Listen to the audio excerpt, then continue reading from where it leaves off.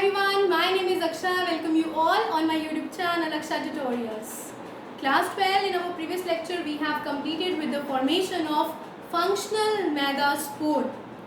Today we are going to discuss about how it divide and form the structure female gametophyte, which is the embryo sac. What is embryo sac? It is none other than the female gametophyte.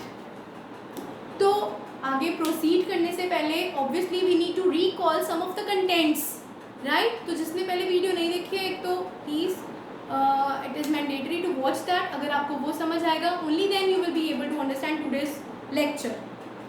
और जिन्होंने देखी है just get a quick review by revising it again. We have ended up with the formation of megaspore, functional megaspore. How it has been formed? We were having MMC, right? Megaspore mother cell. Now as it is mother cell, it will undergo division. Which division? Meiosis.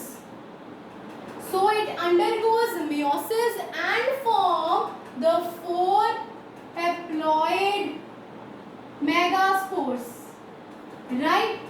फिर हमने बात की थी ये जो 4 haploid megaspores बनते हैं इनमें से जो 3 मेगास्पोर्स हैं they will get degenerate, right. There remains only 1 functional megaspore, right. Only 1 functional megaspore. It will further develop and form the female gametophyte which is the embryo sac.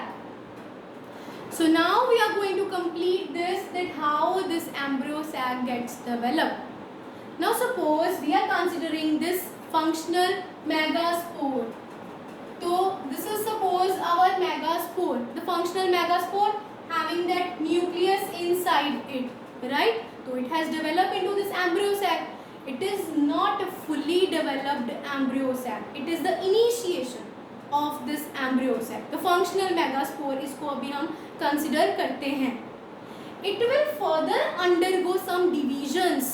अब यहाँ पे बात समझने वाली है, ये functional megaspore तो खुद ही haploid है, right? तो ये सेल तो divide कर नहीं सका. अगर ये divide करेगा it will form n/2, which is not possible, है ना. तो ये divide सेल नहीं करता, division होती है, but karyokinesis. Do you remember I have explained you 2 terms, cytokinesis, karyokinesis. Cytokinesis is the cell division, karyokinesis is the nuclear division. तो बच्चे ये सेल डिवाइड नहीं करेगा, इसका ये न्यूक्लियस डिवाइड करेगा. It will undergo its first mitotic division. अब इसकी जब फर्स्ट न्यूक्लियर माइटोटिक डिवीजन होगी तो what will happen? It will become having 2 nucleus inside it and they will undergo towards the opposite sides. याद रखना है जब ये एक सेल डिवाइड होके 2 सेल्स बनाएगा they will move towards the poles ends of that embryo sac. Now this is 2 nucleate structure of embryo sac. It will further divide again. इसमें दोबारा से 2 mitotic division होंगी बच्चे. It will undergoes further 2 mitotic divisions. Now what does that represents? ध्यान से समझो. मैं कहती हूँ इसमें 2 successive mitotic divisions will take place. वही karyokinesis ही होना है. अगर मैं कहूँ this is the embryo sac, ये इसके हैं 2 न्यूक्लियस, है ना. यही बात कर रहे हैं हम. suppose this is the 2 nucleus. They will further undergo mitotic division 2 times. मतलब 2 से बनेंगे 4 और फिर 4 से बनेंगे 8. तो it will lead on to the formation of 8 nucleate structure. I hope बेटा समझ आया. बहुत इजी है, इसमें कुछ टफ वाली बात ही नहीं है. हमारे पास एम्ब्रियो सैक है, अभी इसकी development fully typical embryo sac बनना है, तो it will undergo some mitotic division in its nucleus, karyokinesis will take place. तो इसका न्यूक्लियस डिवाइड हुआ, 1 से बने 2, 2 से 4, 4 से 8, तो फाइनल हमारे पास जो एम्ब्रियो सैक का स्ट्रक्चर आएगा that will be having 8 nucleate structure.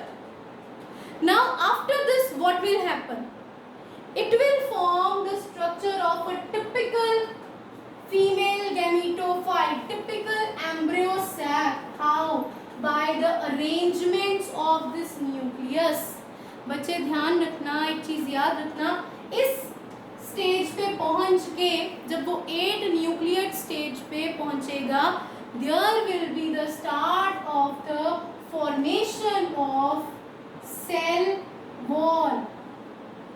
इनके न्यूक्लियस के सराउंडिंग में सेल वॉल बननी शुरू हो जाएगी and there starts with the formation of the female gametophyte, the typical female gametophyte. कैसे होती है अरेंजमेंट? फोकस, इनमें से अब ये दो ऑपोजिट एंड्स हैं and you must be known, मैंने आपको बताया था एक एंड जो होगा, suppose this is showing the micropylar and, है ना, और दूसरा एंड क्या बताता है? Chalazal and. तो हम लेट कर लेते हैं, this is showing the micropylar and and this is showing the chalazal and. Now what will happen, there will be the arrangement of these 8 nuclei and also there has been the start of the formation of cell wall around those nucleus. Now suppose on this chalazial end what will happen, there will be the formation of cell wall around 3 nucleus. यहाँ पे आपके 3 nucleus आ जाएंगे surrounding the cell wall.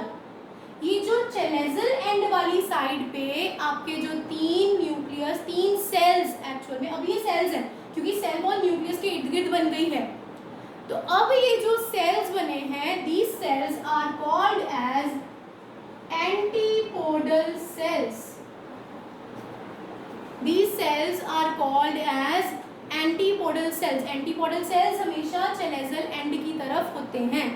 बच्चे ध्यान से समझो, हमारे पास 8 nucleus है टोटल, है ना, 8 न्यूक्लिएट स्ट्रक्चर है, उसमें से 3 बन गए एंटीपोडल सेल्स। ठीक है, हम साथ साथ समझ जाते हैं हो क्या रहा है। अब 8 में से 3 बन गए एंटीपोडल सेल्स, बाकी हमारे पास कितने बचे न्यूक्लियस? 5, राइट। अब इसके दूसरे एंड पे माइक्रोपाइलर एंड में आगे फॉर्मेशन हो जाएगी ऑफ द 2 सेल्स।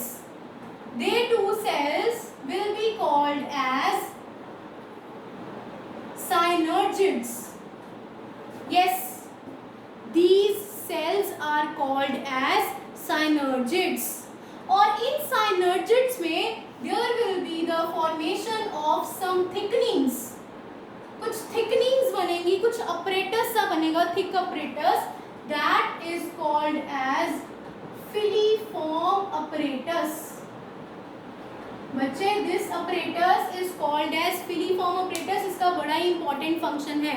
जब पॉलन ग्रेन आता है ना, शेड होता है, उसके न्यूक्लियस जब एंटर करेंगे with the help of pollen tube, तो पॉलन ट्यूब जब ओव्यूल के अंदर पहुंचेगी एम्ब्रियो सैक में, which is the female gametophyte, उन न्यूक्लियस को, उन सेल्स को रास्ता दिखाने का काम, गाइड, उनका पैसेज किधर को जाता है, किधर उन्होंने सेल्स ने जाना है, उनको गाइडेंस, उनको रास्ता कौन दिखाता है?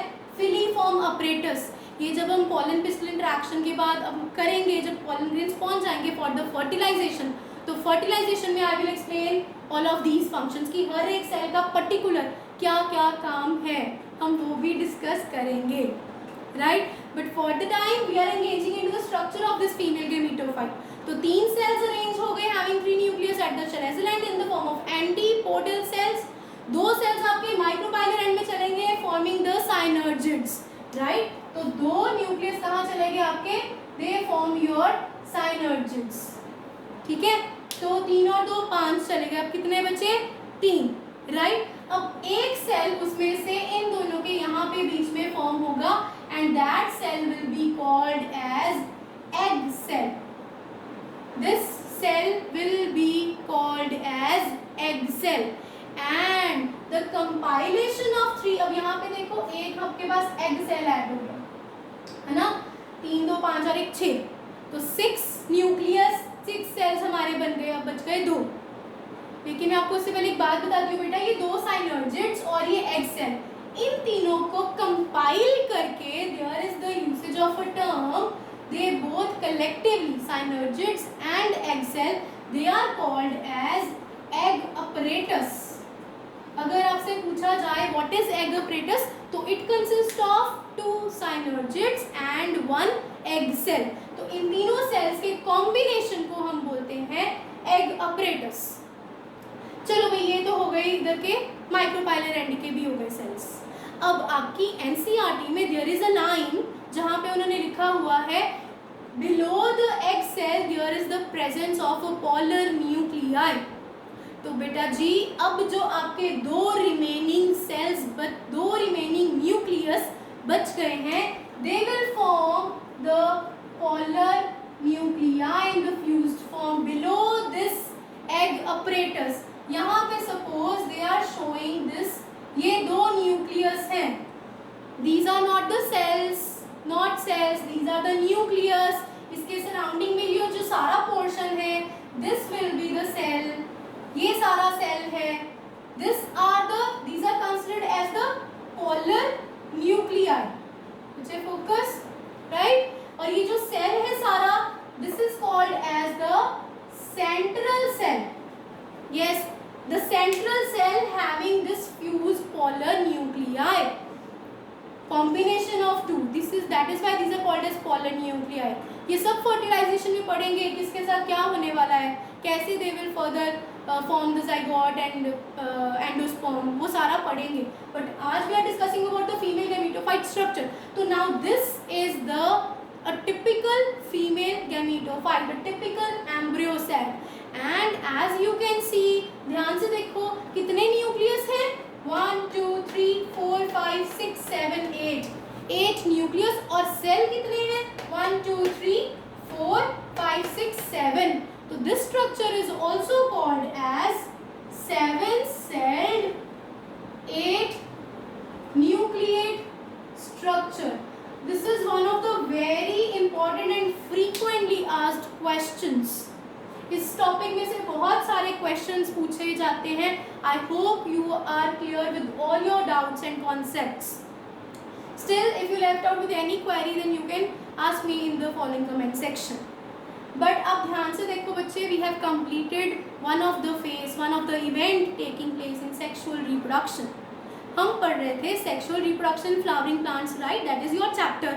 मैंने आपको बताया था इनिशियली सेक्सुअल रिप्रोडक्शन के 3 फेजेस होते हैं, pre-fertilization, fertilization and post-fertilization. So with today's lecture we have completed our very first phase, that is pre-fertilization, क्योंकि इसमें हमने कर लिया है अपना gametogenesis। हमने मेल गैमीट्स कर लिए हैं, pollen grain के वो जो ट्यूब न्यूक्लियस, 3-celled और 2-celled structure that have been formed, right? Gametogenesis, female gametophyte embryo sac की development कर दी हमारे पास, female gametophyte आ चुका है, राइट, फीमेल गैमीट आ चुका है ना। तो this is female gametophyte, it is having the cells which are female gamete. अब कैसे वो ट्रांसफर करेंगे, that we will be going on to over the second phase of your pre fertilization event, right. So we have completed our gametogenesis in case of flowering plants. I hope you understand about all the concepts of our today video and lecture. So if you do like my video, then do it, share with your friends as well. Keep watching guys, stay tuned. I'll be coming soon with our next lecture on pollen crystal interaction. Bye bye, keep smiling.